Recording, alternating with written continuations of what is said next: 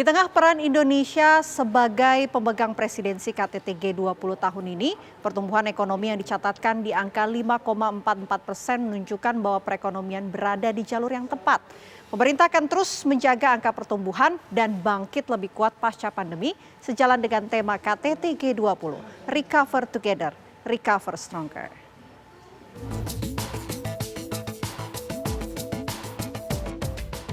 Tahun ini, Indonesia memegang presidensi G20.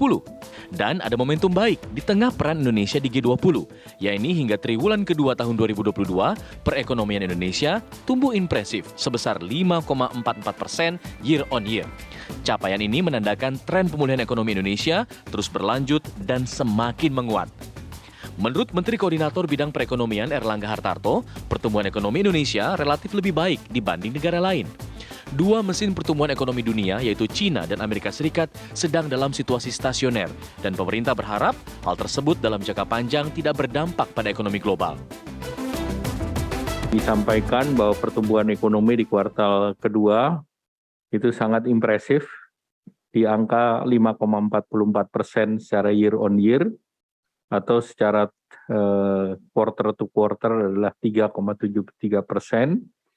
Dan PDB-nya lebih tinggi dari level sebelum pandemi. Harga konstan di 2.924 triliun. Nah, kita lihat pertumbuhan kita dalam 3 kuartal itu di atas 5%. Dan ini masih menunjukkan bahwa dengan pertumbuhan ini kita relatif lebih baik dibandingkan negara lain. Secara spasial, pertumbuhan ekonomi di seluruh wilayah masih tumbuh positif. Ketimpangan ekonomi antar wilayah juga semakin berkurang. Ini ditunjukkan dengan ekonomi luar Jawa, terutama Maluku dan Papua yang tumbuh tinggi 13,01%.